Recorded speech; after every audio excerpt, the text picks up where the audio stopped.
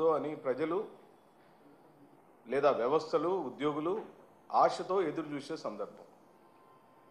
కానీ ఓ 14 కేబినెట్ సమావేశాలు ఇప్పటివరకు జరిగినాయి. చంద్రబాబు నాయుడు గారి ప్రభుత్వ హయాంలో వారు పవర్లోకి వచ్చిన రోజు నుండి 14 సమావేశాలు జరిగినాయి.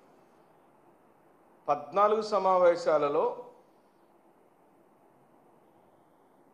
వ్యవస్థలను బలోపేతం చేయటం కోసం ఏమైనా నిర్ణయాలు తీసుకున్నారా? తీసుకుంటే ఏం తీసుకున్నారు? పోనీ రాష్ట్ర అభివృద్ధి కార్యక్రమాలకు సంబంధించి ఏమైనా నిర్ణయాలు తీసుకున్నారా? తీసుకుంటే ఏం తీసుకున్నారు?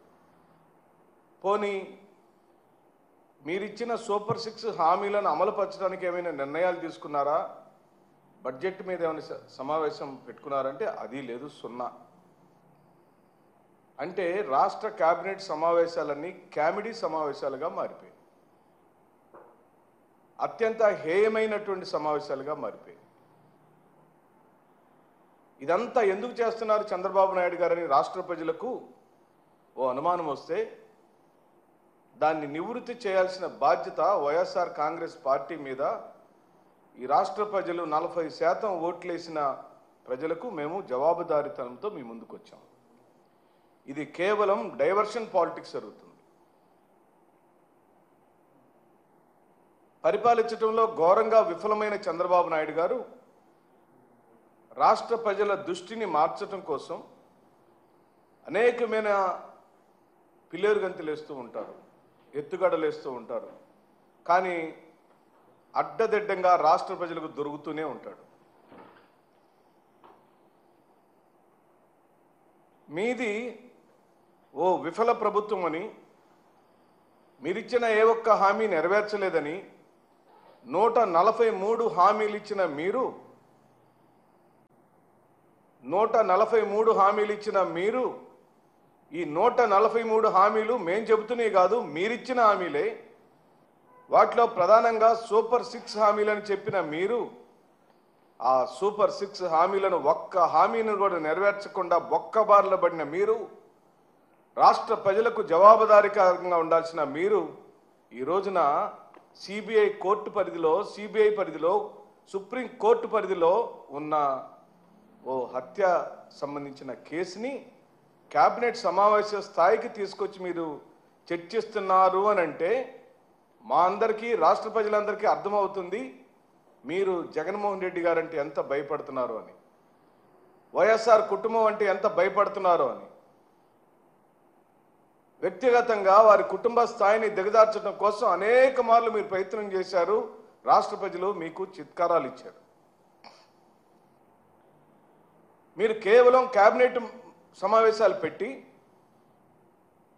జగన్మోహన్ రెడ్డి గారిని వ్యక్తిగతంగానూ జగన్మోహన్ రెడ్డి గారి కుటుంబాన్ని కించపరచడానికో, వారి స్థాయిని తగ్గించడానికో, వ్యక్తిత్వ హననం చేయడానికో ఉపయోగిస్తున్నారు తప్పించి ఈ రాష్ట్ర ప్రయోజనాలకు ఏ మాత్రం ఉపయోగించట్లేదు అనేది గత 14 కేబినెట్ సమావేశాల్లో మీరు చెప్పిందే, మీరు చేస్తున్నదే ఈ రాష్ట్ర ప్రజలు చూస్తున్నారని అడుగుతున్నాం. అసలు కక్షా రాజకీయాలు అంటేనే చంద్రబాబు నాయుడు గారు అంటేనే కక్షా రాజకీయాలు, తెలుగుదేశం అంటేనే కక్షా రాజకీయాలు, హత్యా రాజకీయాలు అంటేనే తెలుగుదేశం. అంటే మనకు అధికారం వచ్చిన తదుపరి మన సమీప రాజకీయ ప్రత్యర్థులను, వారి యొక్క ఆస్తులను ధ్వంసం చేయటం, ధన మాన ప్రాణాలు దోచుకోవటం, లేదా పూర్తిగా వారిని హత్యలు చేయించిన చరిత్ర తెలుగుదేశం పార్టీ హయాంలోనే జరిగినాయి. మీవి కక్షా రాజకీయాలు అని చెప్పి అభివర్ణిస్తుంది వైఎస్ఆర్ కాంగ్రెస్ పార్టీ.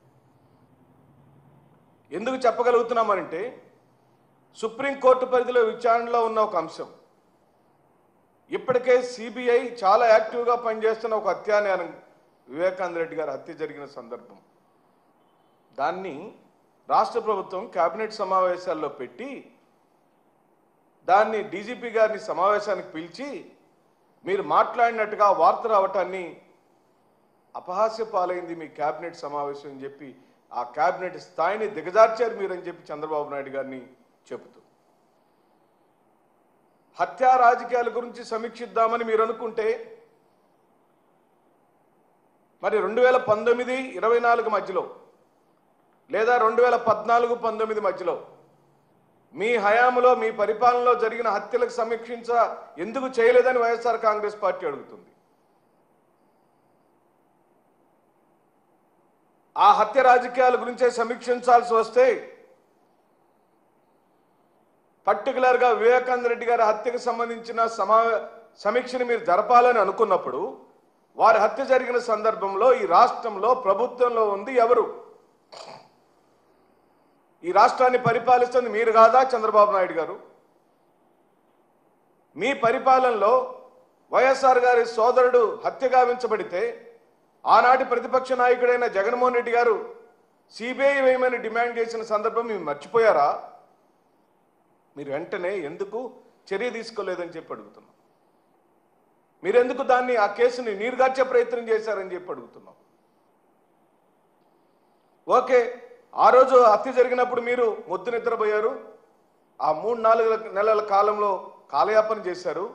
ఇప్పుడు మళ్ళీ సడన్గా మేల్కొన్నారు. ఎందుకంటే ఇప్పుడు కూడా మీరే అధికారంలో ఉన్నారు. మీరు అధికారంలోకి వచ్చి 9 నెలల కాలమైంది. ఈ 9 నెలల కాలంలో కూడా మీరు మొద్దు నిద్రపోయారు. సాక్షులు అనారోగ్యంతో చనిపోతే, డాక్టర్ల పర్యవేక్షణలో ఉన్న సాక్షులు చనిపోతే దానికి వైఎస్ఆర్ కాంగ్రెస్ పార్టీ కానీ జగన్మోహన్ రెడ్డి గారి కుటుంబం కానీ ఎలా బాధ్యులు అవుతారని చెప్పి అడుగుతున్నాం.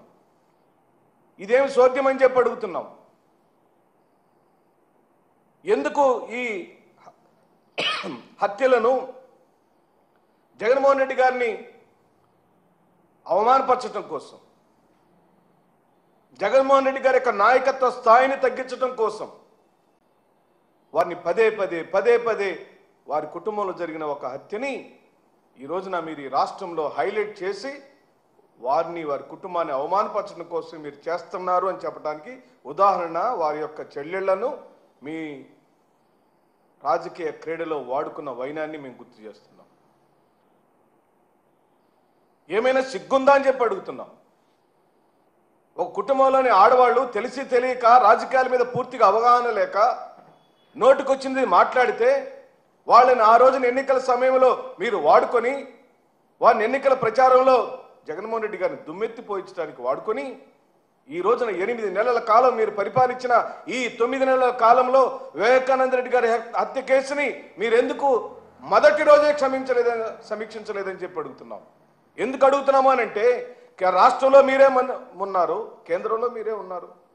ఈ రాష్ట్రంలో పరిపాలిస్తుంది మీ 2 పార్టీలే, కేంద్రంలో పరిపాలిస్తుంది బీజేపీ పార్టీనే, ఆ కేబినెట్లో తెలుగుదేశం పార్టీ మంత్రులు ఉన్నారు కదా.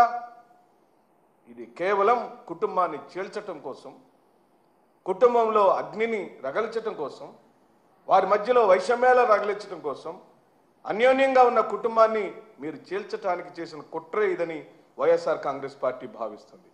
అసలు దస్తగిరి అనేవాడు ఓ అప్రూవర్గా మారాడని కథనాలు వస్తుంటే చూసి బాధ కలుగుతుంది చంద్రబాబు నాయుడు గారు. నేనే హత్య చేశాను, గొడ్డలితో నరికాను, ఒకటికి పలుమార్లు చనిపోయిందాక నరికానని ఒప్పుకున్న దస్తగిరిని మీరు అప్రూవల్గా ఎలా మారుస్తారు? ఎందుకు మార్చారు?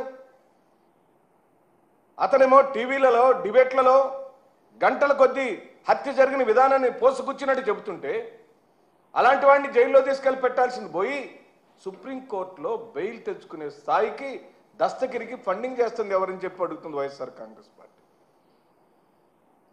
సుప్రీంకోర్టు లాయర్లకు చెల్లించాల్సిన ఫీజులు చెల్లించి అతనికి బెయిల్ తీసుకొచ్చి అతను అప్రూవర్గా మార్చి అతను బయట తిరిగే విధంగా చేసిన వ్యక్తి ఎవరు? అది తేల్చండి, అది సమీక్షించండి ముందు. అది కదా సమీక్షించాల్సింది మీరు. ఆ దస్తగిరి అనేవాడు 5 నుంచి 10 కార్లు కాన్వాయ్లో వెళ్తాడట పులివెందుల ప్రాంతంలో. అతని కింద 4 డ్రైవర్లు పనిచేస్తున్నారంట. అతని వృత్తే డ్రైవరు. ఈ రోజున దస్తగిరి కాన్వాయి 10 కార్లు 4 డ్రైవర్లు, స్థానికంగా సెటిల్మెంట్లు.